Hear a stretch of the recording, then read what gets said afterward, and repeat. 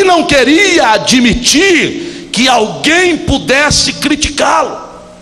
Afinal ele era rei, afinal ele era uma autoridade, afinal ele era um homem segundo a própria palavra de Deus, segundo o coração de Deus. E como é que alguém se atreve a criticar um rei? Como é que alguém se atreve em criticar um homem segundo o coração de Deus?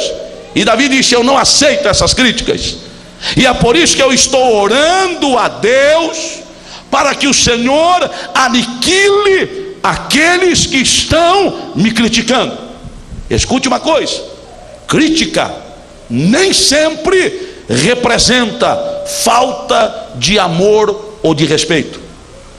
Às vezes nós criticamos e somos criticados por pessoas que nos amam e por pessoas a quem amamos. E aí é que nós precisamos estabelecer uma diferença entre falar mal de alguém no sentido de vê-lo destruído, tecer um comentário maldoso acerca de alguém no sentido de vê-lo jogado lá no fundo do poço, e criticar alguém ou tecer uma crítica sobre alguém no sentido de demovê-la de algum caminho que pode levá-la à destruição. Às vezes, quando você chama alguém a quem você ama e faz um comentário, faz uma crítica, ora, se você ama aquela pessoa, você não está fazendo aquilo no sentido de aniquilá-la ou de destruí-la, mas você está fazendo aquilo no sentido de demovê-la de uma posição que você sabe que poderá trazer destruição a ela. Diante disso, a mensagem que eu gostaria de repartir com vocês esta noite, ela está apoiada em uma pergunta que eu queria que você gravasse bem no seu coração. A pergunta é a seguinte: crítica é bênção ou maldição? Quando você recebe alguma crítica, quando alguém critica você, quando alguém no sentido de demovê-lo de uma posição que você ocupa, tece alguma crítica, esta crítica trará para você bênção ou trará para você maldição?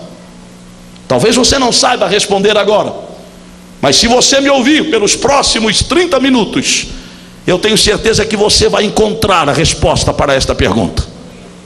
E a resposta para esta pergunta está apoiada em dois argumentos muito especiais que eu gostaria de citar nesta noite, para que você entenda o que Deus quer para a sua vida e porque o Senhor te trouxe aqui nesta reunião hoje. O primeiro argumento que eu gostaria de usar para ajudar você a responder esta pergunta é a seguinte: a crítica pode ser uma poderosa ferramenta capaz de mudar um comportamento. A crítica é uma poderosa ferramenta que pode mudar um comportamento. Escute uma coisa: se você pegar uma criança e der nas mãos dessa criança um martelo, um formão e uma lixa grossa, esta criança vai fazer estragos. Eu tenho certeza que nenhum pai que aqui está, dentro de um espírito de sensatez, chamaria o seu filho de 2 ou 3 ou 4 ou 5 anos e daria de brinquedo para ele um martelo, um formão e uma lixa grossa, e diria: isto aqui é para você brincar aqui dentro de casa, faça o que você quiser. Imagine você o que essa criança faria. De posse de um martelo, ela começaria a quebrar tudo que estaria na sua frente.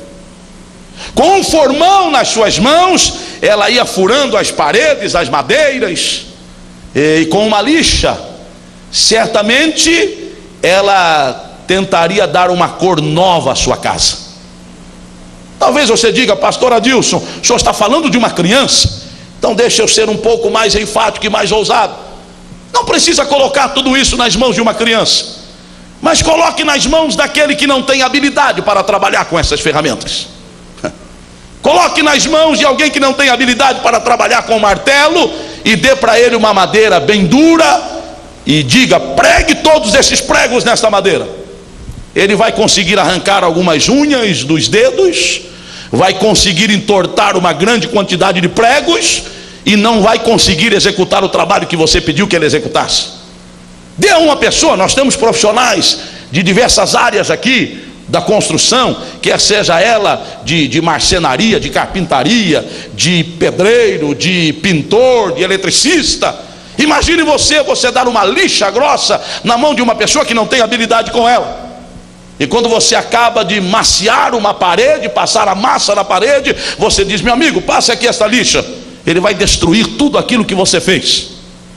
Mas pegue este mesmo martelo, pegue este mesmo formão, pegue esta mesma lixa grossa e coloque-as na mão de um artesão, e dê para ele qualquer pedaço de madeira, dê para ele qualquer pedaço de pedra, e fique só de longe vendo, sem tecer nenhuma opinião.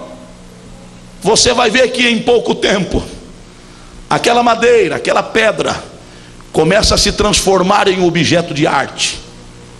E quando ele termina o seu trabalho, ele entrega aquilo para você, e você diz: eu nunca poderia imaginar que estas ferramentas, que para mim não têm utilidade nenhuma, conseguiram transformar esta madeira, ou esta pedra, ou este ferro em um objeto de arte. É assim que acontece quando alguém nos critica. Muitas vezes a crítica colocada de maneira errada por alguém que não tem amor no seu coração pode causar os estragos que causaria um martelo, um formão e uma lixa grossa na mão de quem não tem habilidade para manuseá-los. Mas uma crítica feita segundo a vontade de Deus, ela é capaz de mudar um comportamento. Uma crítica feita segundo a determinação de Deus, ela constitui-se numa ferramenta, fazendo com que pessoas centradas em si mesmas se transformem em pessoas que agem e vivem segundo a vontade de Deus. Aleluia! Mas como é que nós vamos receber essas críticas? Quando nós analisamos a palavra de Deus, nós vamos entender o posicionamento de Davi. Davi estava cercado de pessoas que gostavam de tecer comentários que os seus ouvidos gostavam de ouvir. Ele era rei, e para um rei, ouçam bem, não faltará bajuladores. Quem é que não quer bajular o rei? Quem é que não quer estar próximo de um rei e tecer algum comentário, ainda que não seja sincero? Mas poucas pessoas se atreveriam em chegar diante de um rei e estender o dedo para ele e criticá-lo por alguma ação que ele estivesse fazendo, ou por alguma decisão que ele estivesse tomando. Era isto que Davi estava vivendo. Davi, outrora poderoso, outrora incontestável, agora estava na mira da crítica. E ele disse: Senhor, eu não quero ser criticado, eu quero que o Senhor aniquile os meus criticadores, eu quero que o Senhor mate aqueles que estão me criticando, eu quero que o Senhor aniquile aqueles que estão tecendo algum comentário contrário àquilo que eu quero fazer. Ouça aqui. Talvez você esteja dizendo: mas Davi não se comportou como deveria se comportar. E a pergunta que eu faço a você é a seguinte: nós, na maioria das vezes, não agimos igual a Davi? Nós também não somos tendentes, na maioria das vezes, a apreciar elogios, mas repudiar alguma crítica?